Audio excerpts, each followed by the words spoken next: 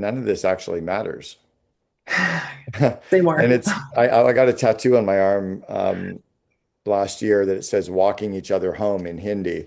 And it's the Ram Dass quote reminding each other that none of this matters. We're just taking care of each other until we die. We are just walking each other home. That, at the end of the day, when we get so focused around our business and business being our hobby, like business isn't a hobby, it's a business. Yeah. Hobbies are hobbies. I just saw that the founder of OnlyFans, who is worth billions of dollars, just died yesterday at 47 years old. Well, he's not taking those billions with him. And Yeah. I really hope he enjoyed the journey of building the business. All right. Welcome to the Hands Off CEO podcast. Today on the show, we have Cameron Herold. And Cameron, we've kind of been orbiting each other's circles for a number of years now. And I have really respected Cameron's work a lot. And it's nice to finally have him on the podcast. Thanks for coming on, Cameron. And of course, you're welcome. Good to see you, Mandy. Yeah, likewise. Well, Cameron, he's a founder of COO Alliance and the former COO who helped scale 1-800 Got Junk. And you guys took that from what, 2 million to 106 million in revenue Yeah, in in just six 6 years? years. Crazy. Totally crazy. So I have questions. I have questions on that. So he's launching it. He has launched a new book. Well, why don't you tell us what is your new book called? Sure. So the newest book is called Grandmother's Business Tips, and it's all around the different grandmother sayings that I had growing up, and kind of took to heart, and just as kind of the timeless, I guess, lessons that still kind of existed. And I thought about them as they applied to the business world.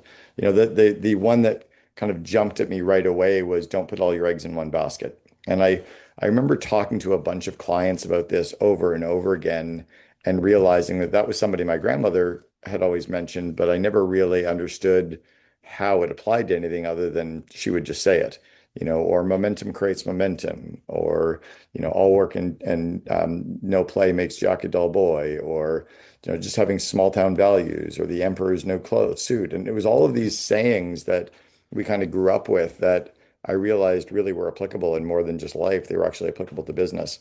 And then I've always felt like business is quite simple, but we overcomplicate it. I see business owners that, are trying to use all the newest tools or trying to use all the newest systems, or think that, that you need to have MBAs involved in analyzing stuff. And business is quite simple. I mean, deliver what you promise, respect the individual, charge properly so you have enough, gross margin to pay for your overhead, hire really great people, treat them well. Business can be quite simple. So we just decided to take all these grandmotherisms Mhm. and think about how they applied to business, and out of it popped a book. Nice. Yeah. Well, and I know that this is not your first book. You have a number of other books. Yeah. Um, I know you're the host of the Second in Command podcast, which is a very good podcast. How long have you guys been running that? I started running it around 9 years ago now. I think we've interviewed 550 COOs, typically mid-sized to enterprise level companies. But I've had the COO of Shopify, Bumble, Asana, Kajabi, Active Campaign.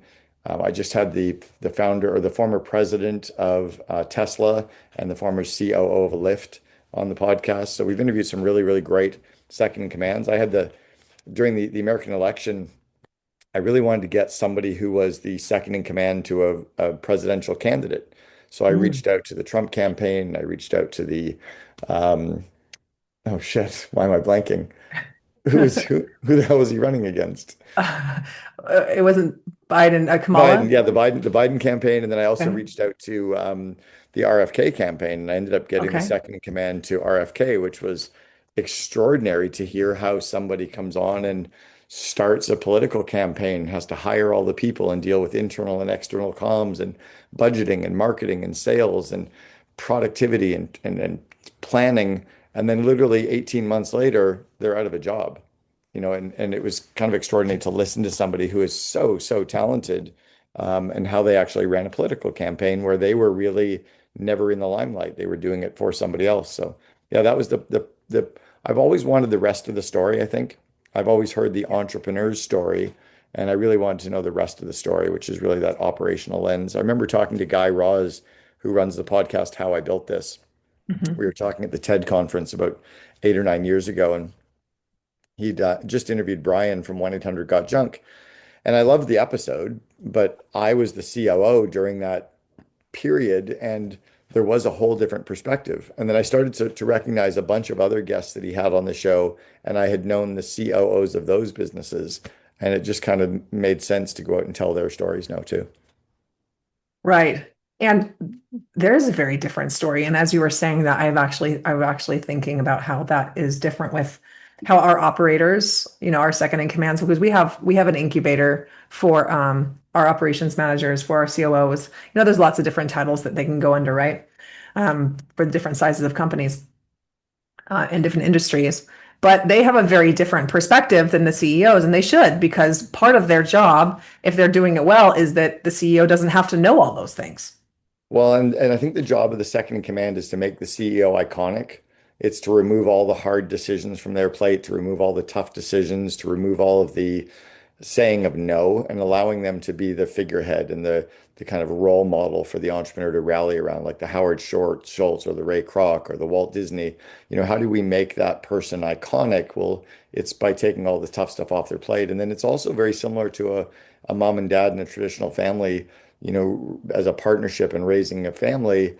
You could ask the mom, how did you raise your kids? And she would have a very true story. You could ask the dad, how did you raise the kids? He would have a very true story. And it's not like either of them is making it up. They just have a different lens on what their role was on providing that kind of family upbringing. And it's very similar to that COO role. And then Harvard wrote an article years ago called The Misunderstood Role of the COO. It was in Harvard Business Review. And Mm. it talked about 7 distinct types of chief operating officers and how they show up and work with their CEO. So we just started to notice some differences versus, the chief marketing officer, chief technology officer. Those roles tend to be fairly similar in all companies of that industry. The COO tends to be more of the yin and yang to the CEO. It's a real, it's like like someone's wife could be great as a match for that husband, but it might be a terrible match for me, right? Because that partnership has to match their goals and their age and their hobbies and their core values and where they grow up and what they want to do with their lives. That's very different, as is the COO CEO relationship. Yeah. So that was in Harvard Business Review. And what was the title on that again? It's called The Misunderstood Role of the COO. Yeah. Yeah. Well, I'd love to hear. And then I even looked at a lot of different COOs and recognized that they're not lower level CEOs. They're not even tr most of them don't even ever want to be a CEO. It's like Mm. most men are not hairy versions of women. We're different. We see the Right. world differently. We perceive the world. Most men don't want to be women. A couple do and they transition over, but most guys are happy being guys. Most women are happy being women. The same with most COOs. Cheryl Sandberg was the COO for Facebook. She was the adult in the room. She came into Facebook when Mark was only, I think, 21 or 22. She was there for 15 years being his second in command, probably very capable to be an entrepreneur, no desire to do that. She was always quite happy. And for the most part, she was really in his shadows for probably 13 of the 15 years. I don't think Mm. anyone really even knew who she was or who that, she played a very inward facing role in that organization for the longest time. So what do you think is the biggest distinction that makes, a second in command want to be a second in command versus a CEO? I think they want to make someone's dreams happen. They maybe want to work in an entrepreneurial organization, but they don't want the risk, or they don't have the vision, or they recognize that they just like to actually help someone get stuff done. They like to help people. My core purpose, it's interesting. You know the name Simon Sinek? He wrote Yep. the book Start With Why. Simon was on our board of advisors back in the 1-800 Got Junk days. He was on our board 5 years before he wrote the book Start With Why. And he was at my home one night for dinner. We were making pasta, and we were talking about why I do what I do, why I built the 3 companies prior to 1-800 Got Junk, why I liked coaching franchisees. And I said, I like, I like helping entrepreneurs. I feel like they're all like a fly banging their head on the window and they're going to try harder, but they end up dead on the windowsill. Yeah. And I said, I want to show them the shortcuts. I want to show them the path of least resistance. I want to help them make their vivid vision come true. And so he said, your core purpose is to help entrepreneurs make their vision come true. That's why Hmm. I've always done what I've done. So for me, I've never necessarily wanted to be that entrepreneur. Now, I also recognize that I'm a very different DNA type from many COOs. I am meant to be in that entrepreneurial zone as the partner or the mentor to a CEO, whereas some get in more as a change agent or an executor or in a turnaround kind of a role. That's not me. I've always done it in more of that entrepreneurial side where in some ways even been part of the face of the brand. So then you would actually, so then what are you saying that you actually would prefer to be more of the second in command as opposed to the CEO? Is that If I where you was feel? running a big company, I would rather be the COO. And Okay. I've been running my own company for 19 years. I was an entrepreneur when I was 20. I had 12 full-time employees when I was 20 years old in my first Mhm. business. So I've always been an entrepreneur, but always small-sized companies. But then I've always coached and mentored mid-sized to enterprise level. I That coached makes the sense. CEO of Sprint. I was coaching the COO of Sprint for 18 months, like the 82nd largest company in the US. I coached a number of technology companies that had exits, $100 million exits. In that zone of me helping the entrepreneur, I'd rather be the COO. If it's a small entrepreneurial, then I'd probably rather be the entrepreneur and just do it because I can execute a little bit faster than executing through someone else. Okay. Yeah, that makes a lot of sense. So you've had a chance to interview all of these different COOs and second in commands on your podcast of very large companies. So what Mhm. are some of the differences and distinctions that you're seeing with companies that are operating at that level versus a smaller one? Well, once you get, there's a few, I call it the ones and threes, that a company changes when you go one employee to three, right? You hired a couple people, you can delegate. When you go from three to 10, you probably have your first manager who's managing some people for you. When you get to 30, you probably have your first management team, but they're all new. They've never done it before. They've all been promoted to their level of incompetence or their ceiling of complexity. When you go from 30 to 100, you have your first leadership team of people that have probably built companies before. When you get to 300, you have a very seasoned leadership team. They've done it. You've got, an HR department in place, but politics are starting to creep in. And then you go to the 1,000 and 3,000, and you're managing, cross-functional decision making and strategic. You're deploying. Just a lot more complexity starts to creep in at that point. And I think at that point, a lot of bloat tends to happen, right? Where people are building out their silos, they're building out their little turfs, they're trying to, you know, to kind of gain ground inside of an organization. That just is something you have to break through. When I was coaching the CEO of Sprint, Marcelo, I was trying to work with him on, he had already sold his first company for over $1 billion to SoftBank, and then he was appointed the CEO of Sprint. I was coaching him around helping Sprint become more entrepreneurial and helping his second in command, Jamie Jones, become a more entrepreneurial leader inside of a big corporate company that he'd worked at for 27 years. So I was trying to take this corporate politics, strategic, everything was a slide deck and pivot tables to be able to become more of an entrepreneurial turnaround company. So that was what I was coaching them on. It's just different. That's really interesting. Let's double click on that. So then how does a company go from being on the more corporate side to then being more entrepreneurial? What is the process you took them through on that? It kind of starts with vision. It starts with sitting down and deciding what they want to be. One of the things Marcelo identified was they had a lot of waste inside of the company, right? He tried to cut $4 billion in operating expenses.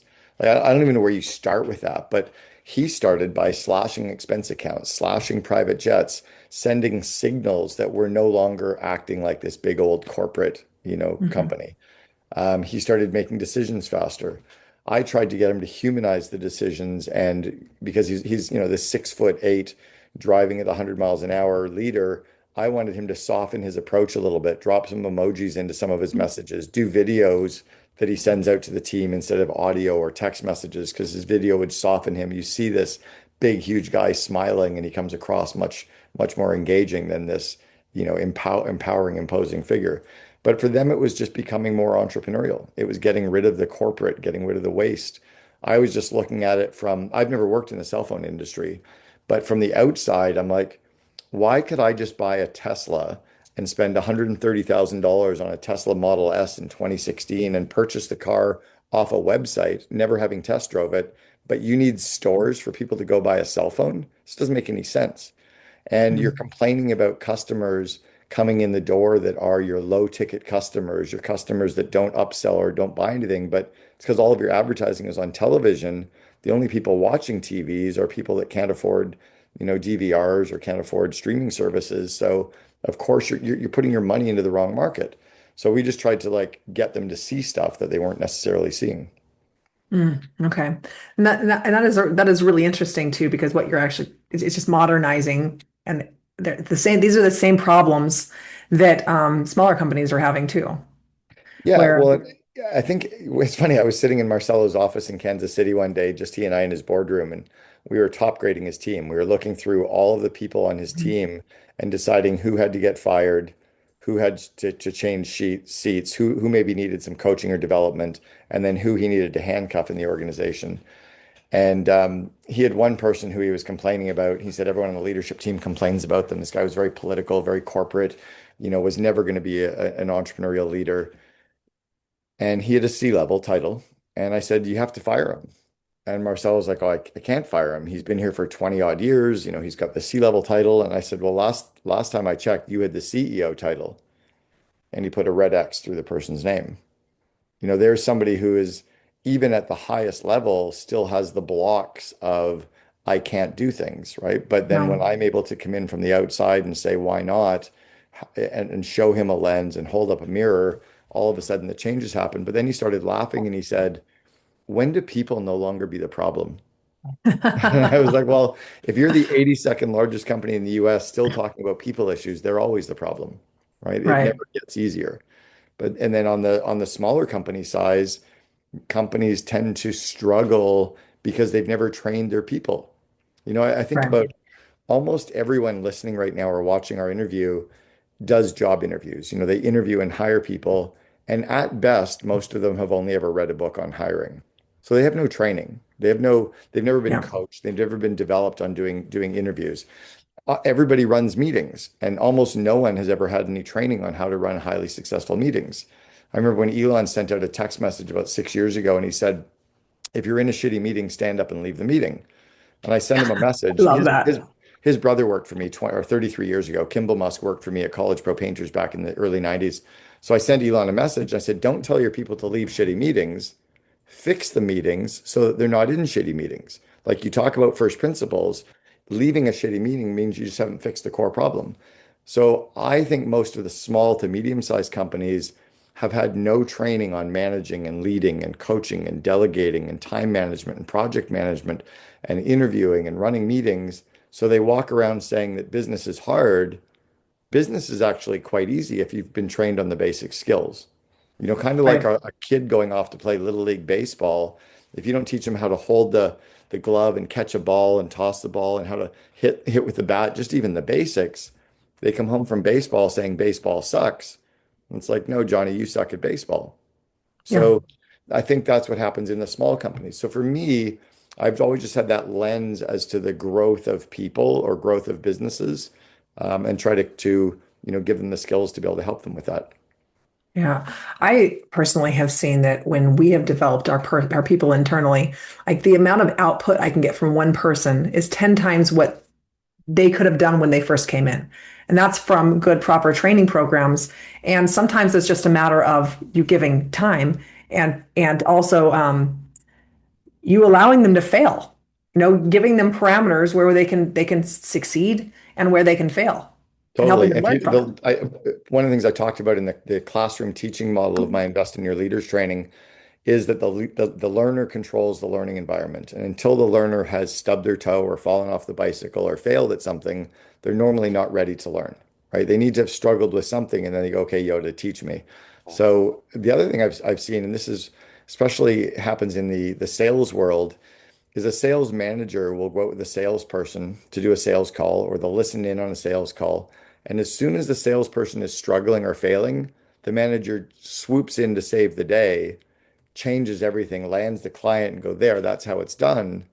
But what they miss is the other six failures the person was going to have throughout the rest of the call that they haven't had a chance to see, and they've missed all those coaching moments. So, Right. but again, most leaders have never been trained on situational leadership or on coaching or on classroom teaching. And so at the end of the day, they have these people trying their best, but they don't know how to develop them. It's one of the reasons why a dad or a mom, it's so hard to teach your kid a sport is because they're too close to us. Whereas you get a third party that can come in and coach them and they'll listen or they'll learn. Yeah, absolutely. One of the things that I found was that when my manager first came on a few years back, one of his blind spots is he just was a little too soft on people. And I saw this, and there was someone in the company who needed to be fired. And Hmm. I was ready to fire her right away, but he was not ready to fire her, and he had put his flag in the sand and wanted to really nurture this person up to support them to actually be effective. And I already knew she was never going to be effective. And so, I calculated what was this going to cost of him finding out this on his own. I'm like, this is worth the amount of salary that's going to take. So go for it. Go figure it out. And I just allowed him to fail.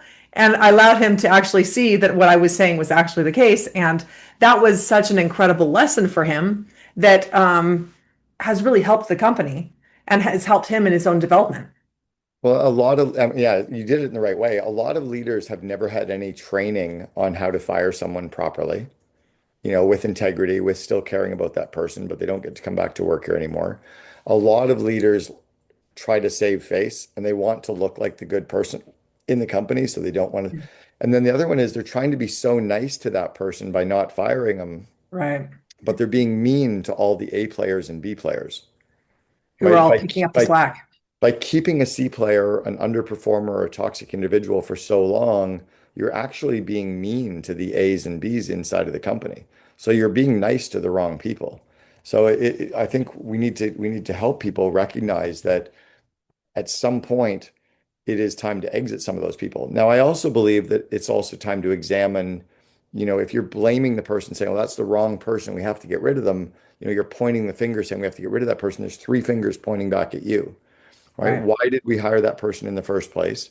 How did we get to the stage that we now have to fire them? What did we miss on the onboarding or training or development? Maybe it was years that they worked for the company and the company's now outgrown them. So why didn't we continue with the skill development?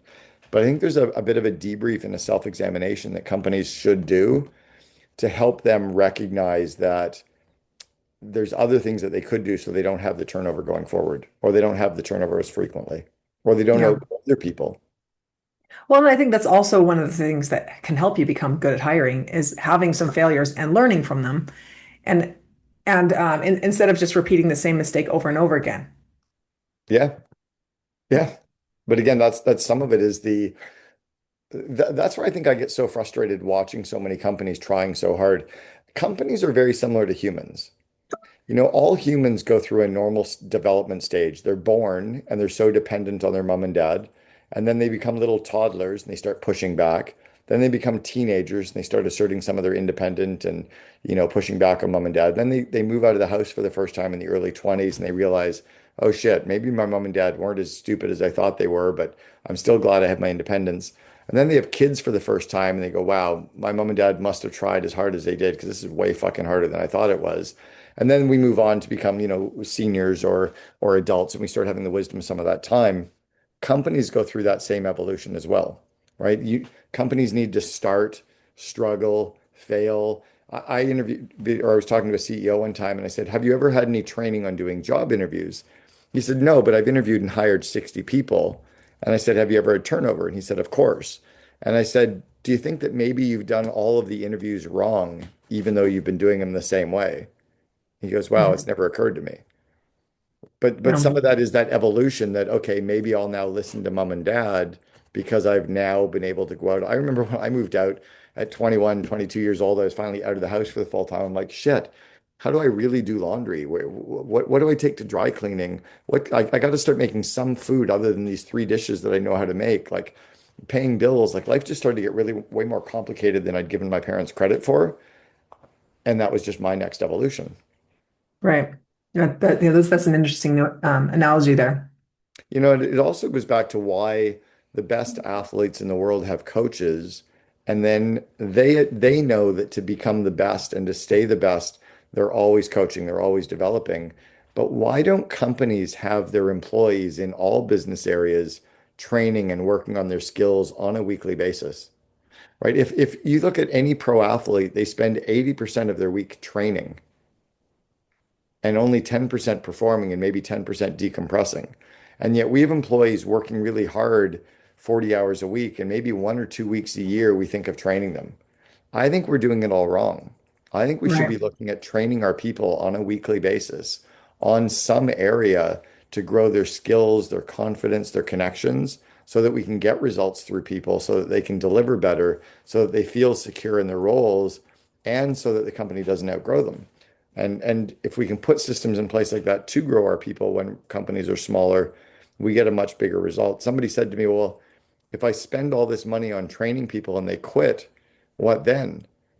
And I said, well, what if you don't spend money on training them and they stay? Right? What's the cost to your Right. company of your people just making mistakes and doing it all the wrong way and staying for an extra year? The cost of inaction is always higher than than the cost of investing to grow people. So, where do you see the balance between training on existing processes versus cutting edge training where you're actually, innovating? Or maybe you're putting them in the seat of the innovator where they're learning new things that are not Yeah, standardized. I go back to what Simon Sinek did with his golden circle. He had the why and then the how and then the what. The why being the inner circle, the how being the middle circle, and the what being the outer circle. Most companies train on the what. They train on the processes and what we do day to day and what all our systems are. They forget to train on the inner circle first, which is stuff around core values, core purpose, our vivid vision, the history of the company, the culture of our company, really getting to the essence of why we exist and how we show up every day as an organization. There needs to be ongoing training around that, like a cult, to keep people indoctrinated in the core. What I focus on is the middle ring, is the how. And those tend to be the soft skills of leadership that every manager needs to be good at, and no one has really had any training in. So I identified 12 core leadership skills. That's how I actually created my Invest in Your Leaders training, was those 12 core skills. But it's training people on how they lead others, right? Situational leadership, coaching, delegation, project management, time management, handling conflict, running interviews, running effective meetings, classroom teaching, communication, the skills that they need day to day. And it's less of what they're doing and it's more of how they're doing it. I think that training needs to be ongoing. And then in terms of like teaching people on the bleeding edge, like stuff around IT or AI as an example, I like doing right now creating a virus internally where I want my employees showing each other what they're using AI for on a weekly basis, just to expose each other as to what it can do, right? Imagine if we all saw every business area, let's say marketing showed up every Monday and every person in marketing did a 5 minute demo and a screencast of something they used AI for that week and shared it with everyone else in their group. That alone would supercharge the company, right? Everybody being exposed to 5 or 6 things for 52 weeks in a row, they'd be exposed to 300 things that AI do. It doesn't cost anything. It becomes infectious. Um, yeah, so that's kind of my approach Right. to it. And it builds like this competition for who Yeah. has the coolest ideas. Well, and just even who just has ideas, like, because sometimes we just don't even know what it can do. Right. So I wanted to, and that's such a great way to break that down. Um, I wanted to go into, you've worked with a number of companies that are fast growth. One of the ones that you brought up was the 1-800 Get Junk. Did I say that right?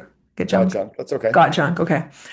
So thinking about that company and also maybe any other companies that are in that space where you help to be able to create that fast amount of growth, what have you seen has changed now versus that was a number of years ago? What is changing in the landscape for creating rapid growth? Hmm.